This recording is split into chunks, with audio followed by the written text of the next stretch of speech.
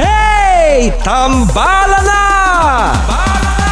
At eto na sila, ang nag-iisang masugid na tagahanga ni Nicole Yala. Chris Chuper! Kasama ang nag-iisang die-hard fan ni Chris Chuper. Nicole Yala! Dear Nicole and Chris. Dear Nicole and Chris. Dear Nicole and Chris. Dear Nicole and Chris. Magandang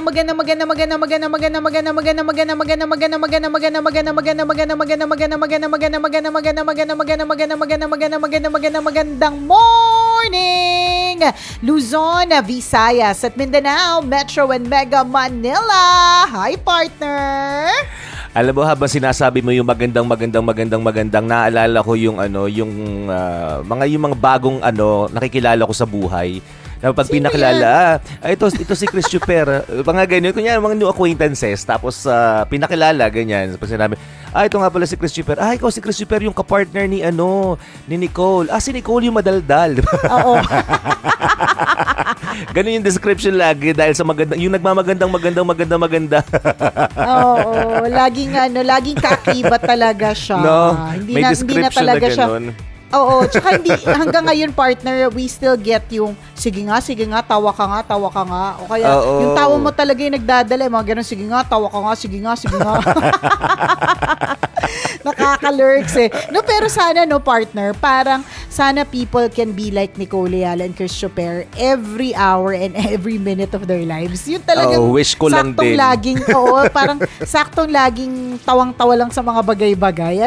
Kasi kaya lang, hindi naman ganun talaga sa life, 'di ba? Oo, tsaka hindi kakayanin ng ating lupang katawan, partner. Nakakaubos po kaya ng energy yung 20 minutes kang yung halakhak mo, yung halakhak na sobrang taas ng energy na parang mamamatay ka na mamaya. Ganun yung kasi yung pakiramdam namin. 20 minutes pa lang yun kasi medyo nakakapagod siya, medyo masaya naman siyang gawin, pero after nun, parang na-feel mo na na-drain ka, parang nalobat ka agad.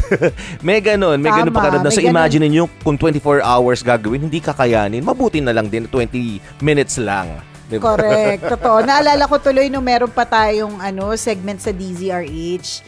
Masaya naman siya. Kaya lang ang problema po kasi noon, after ng morning shift namin sa Love Radio, tanghali yon sa DZRH. Tapos ang tema noon is parang katulad lang din ng tambalan segment namin. So, yes. Ang nakakalurky doon, nakaka-drain talaga siya ng energy. Talagang hindi namin siya na-sustain. Kasi talagang ikamamatay po namin ng maaga yung tawa ng tawa. Ganun pala yun. Nakamamatay din ng maaga yung tawa ng tawa. Sabi daw is nakakahaba ng buhay yung pagtawa. Pero subukan mo tawa ka ng tawa lagi. Kakapusing ka din, friend. Nakamamatay din pala siya. True lalo. Naalala ko talaga noon. Kasi di ba parang 4 in the morning, on board na. Tapos syempre matatapos tayo mga before 10. Yun yung, kasi covered natin the whole morning show before, just sa Love Radio Manila. Tapos noon, pagtas ng programa namin sa Love Radio Manila, lilipat kami ng DZRH from 10 a.m. hanggang 12 noon, almost 12 noon. So imagine nyo yung dire-diretso na programa na ganun kahaba, na parang wala tayong break time, wiwi lang yung break time noon, tapos mag-out na. After na parang, di ba doon tayo napaos, doon tayo talagang nawalan ng boses, doon tayo na ospital. Na ospital. So hindi po totoo na laughter is the best medicine. Minsan mo pag sobra-sobra nakamamatay din. Yes, yun ang true lalo talang halong eklabo. Kaya ingat din po kayo sa laging kakatawa, ha? Oo. Ay nako.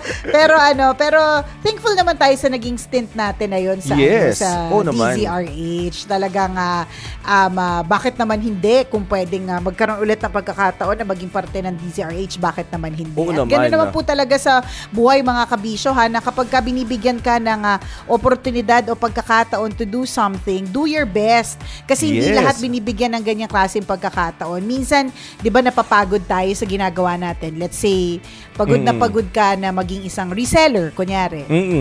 Lagi mong tatandaan, hindi lahat ay reseller ha. Hindi lahat nabibigyan ng opportunity Yes. na ikaw yung lapitan sa ganitong particular na product, sa ganitong particular na budget, 'di ba? Ang daming sa Pilipinas pa lang 100 million ng tao, tama? 100 plus million ng tao. Pero Dami, isa diba? ka sa mga isa ka sa mga resellers ng isang particular na produkto. May mga moment na parang napapagod ka, naiinis ka na, naiirita ka na, nababad trip ka na. Alam mo ang ginagawa ko para bumalik dun sa focus. I will always go back to my intention kung bakit ko siya ginagawa. At babalik ako doon sa pasasalamat, laging pasasalamat na hindi lahat ay nabibigyan ng ganitong klaseng pagkakataon, pero ako nabibigyan. Parang halimbawa partner, yung sa mga hosting, halimbawa pag December dati partner, no, bago pre-pandemic, talagang pagod tayo pag December. May mga pagkakataon nga na nirereklamo ko na yung mga hosting pag December kasi nakakapagod na talaga, hindi na talaga kaya ng katawang pangtita kong lupa, 'di ba? Mukhang lupa, amoy lupa.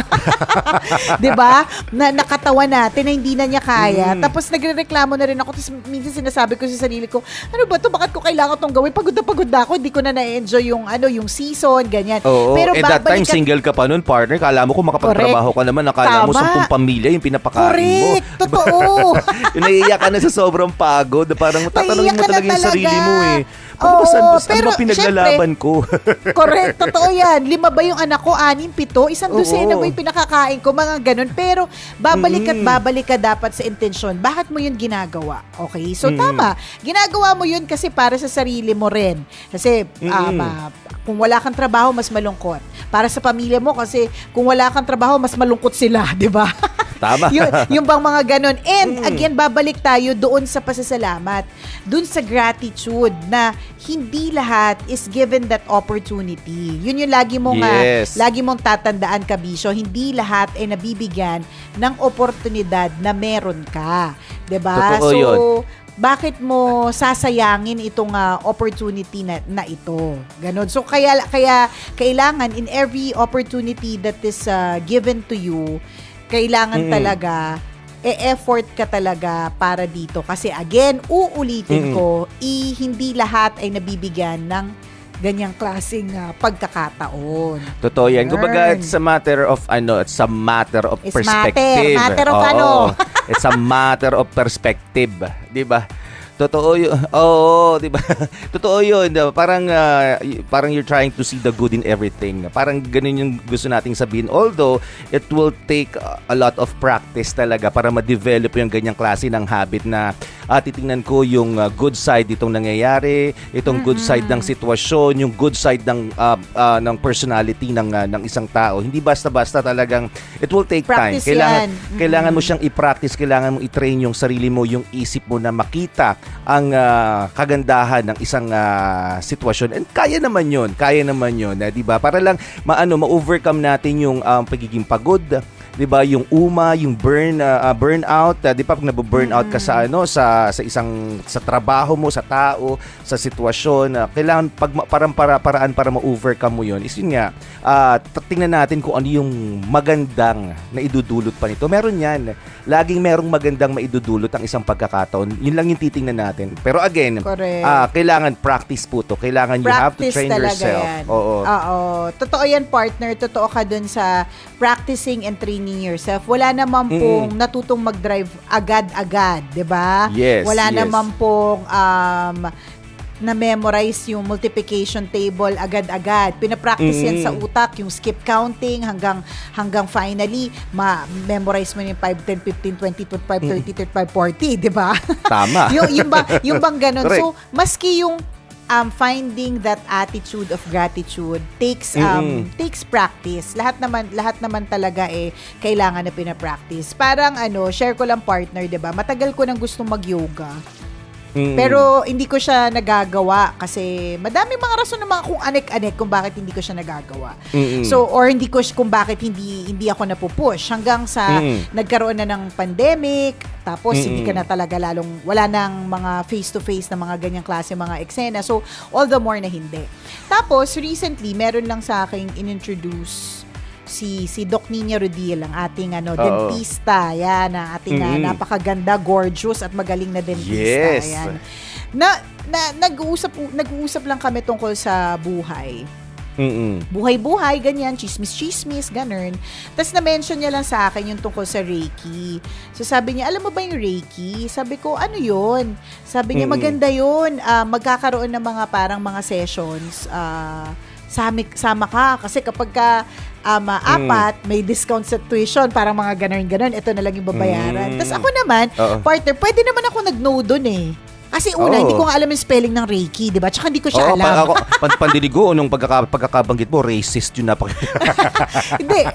Pagkarinig nga ng asawa ko, Kiki eh. Pagkarinig naman ng isa kong nung kapatid ko, Kirei. Kirei daw yung masarap. Alam na this, batang 80s, Kirei. O, yun. So, Reiki. So, Reiki siya. So, ginugal ko lang siya habang magkausap kami. Tapos, few words lang yung nakita ko. Nag-oo na kaagad ako sa kanya. Kasi nakita ko kaagad para siyang tungkol sa chakra, tungkol sa energy. Yun lang nakita ko, God, universe, ganon. So, yun lang yung nakita ko. Tapos, nag-yes na ako to it, even if hindi ko sure kung pasok siya sa schedule ko. Sabi lang kasi parang 4 na sessions lang daw yan. Parang mga ganon. Tapos ako naman, may qualifications ba sila o kahit sino pwedeng pumunta? Kasi kung may qualifications, feeling ko may isang qualification na hindi mo ipapasa. Kasi sa yoga tahimik lang eh. Which brings me to this, partner, kasi pinag-uusapan natin yung salitang practice, 'di ba? Kasi sabi natin, kailangan kung yung attitude of gratitude, ipapractice mo yan. Yung lagi ka nagpapasalamat sa lahat na meron ka, ipapractice mo yan. Yung iniisip mo kung ano yung dapat, ipapractice mo yan. Kasi hindi madali yan eh. So yun yung, I think, yung isang tinetrain sa'yo sa Reiki. So yung Reiki, partner, it's actually a healing technique. Reiki is Japanese term siya eh. Japanese term siya for an alternative medicine called energy healing. So, natatandaan kasi nung bata ako, partner, yung mommy ko, may isang madre na nagturo sa kanya ng tinatawag na pranic healing. So, yung noon, natatawa ko dun, partner eh, kasi ang ginagawa dun sa pranic healing noon, nung bata ako, tanda ko to, pag may masakit sa tiyan ko, kunyari, kukuha yung madre na yon ng tubig na may asin. Tapos, ang gagawin niya is, yung parang kunwari may kinukuha siya doon sa tiyan ko. Pero hindi niya ako tinatouch siya. Tapos itatapon niya yon doon sa body of water. Okay. Tapos I think for some reason, nai-ease yung pain. Hindi man totally nawawala, nai-ease yung pain. Kasi nga daw, everything is energy. Lahat energy eh. So lahat ng feelings natin, energy yan. Lahat ng happiness natin, energy yan. So, ganun siya kalakas at ganun siya ka-powerful. So, parang yun yung itinuturo, partner. Yung meditate on that energy. Na feeling ko, partner, teka lang, bibigyan na kita ng para hindi, I want you to manage your expectation. Bastos ka. Hindi mo pa sinasabi. Na medyo mahihirapan ka. Ako na ang magpapaliwanag sa'yo, partner. Hindi mo pa sinasabi. Hindi ko lang talaga unahan mo na ng paliwanag. Ay, di ganito yan, partner. Feeling ko talagang it will take a lot of practice. Talaga, medyo for me. Medyo mahihirapan ka. Struggle for you. Kasi yoga, serene. Calm. Correct. Diba? Ikaw yung tipo ng tao parang hindi mo kayang kumalma. Diba?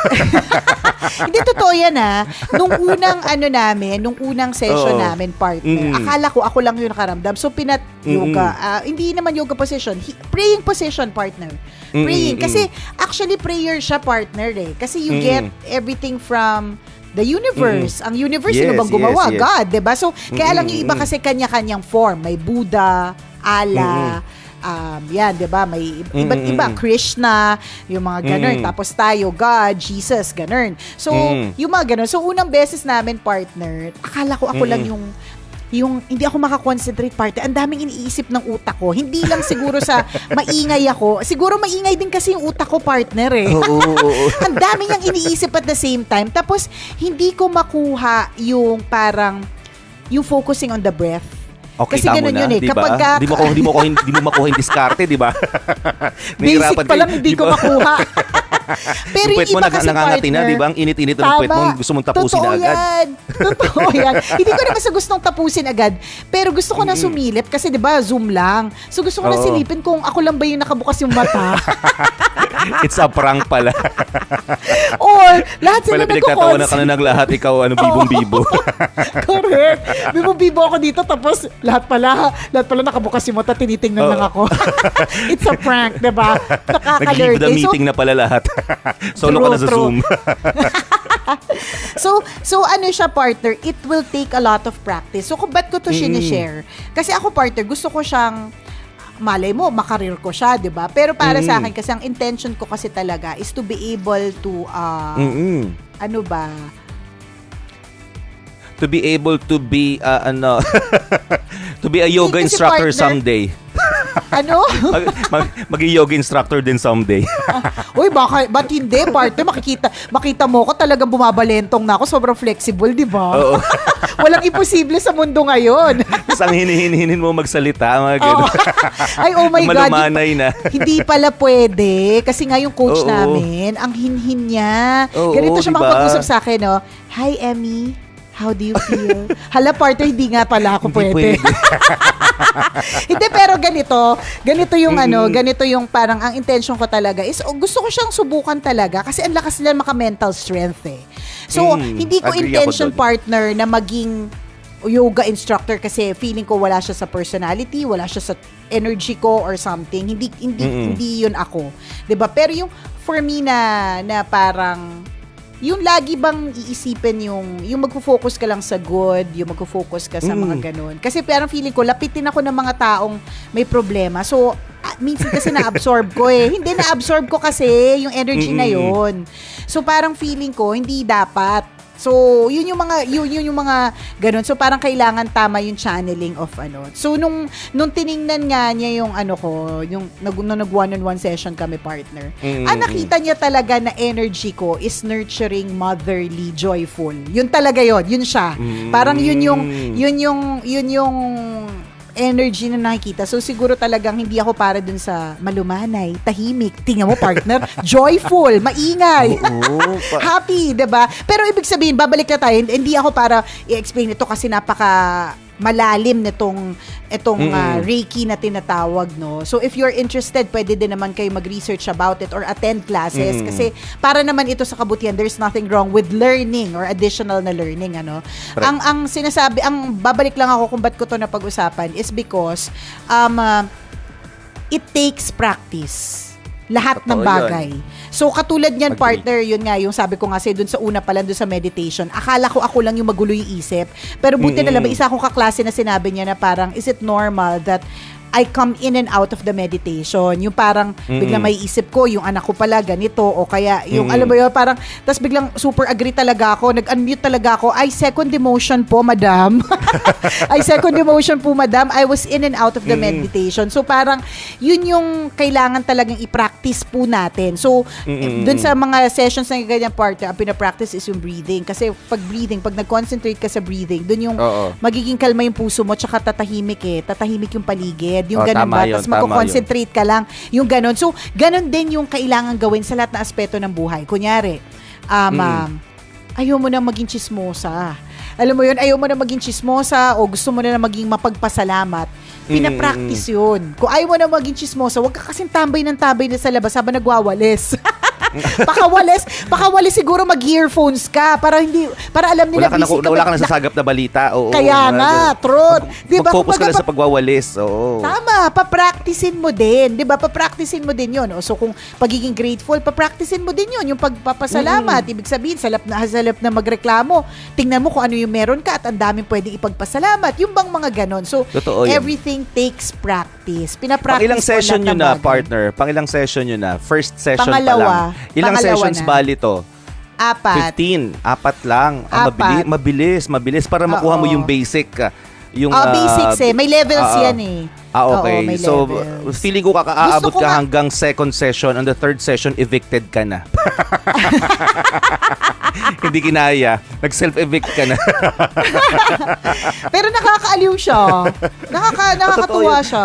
Ako naniniwala ako doon. Totoo yun. Minsan, kailangan talaga natin, di ba, time, give yourself time to step back, time to pause, for you to to evaluate your daily activities, 'di ba? Kahit yung mga ginagawa mo lang araw-araw kasi pag nasuri mo 'yan kapag nagkaroon ka ng meditation, self-evaluation, pag nakuha mo yung diskarte, may improve mo eh. And meditation is one way to one way to declutter your mind. 'Di ba?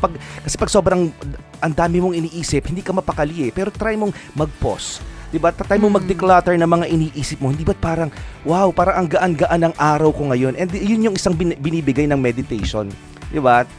Pwede mo siyang gawin kahit hindi siguro kailangan mo ng formal session. Sa bahay lang, try mo magkulong sa kwarto. Pwede Try naman mo magkulong yun sa kwarto tapos mag-play ka lang ng mga serene, yung mga Correct. nakakakalma na mga tugtog. Hindi ba parang ang sarap sa pakiramdam? Pwede mo Totoo yan. siyang Hindi, gawin. tsaka alam mo, Nade-declutter partner, yung isip mo pag gano'n eh. Oo. Nare-relax Hindi- ka.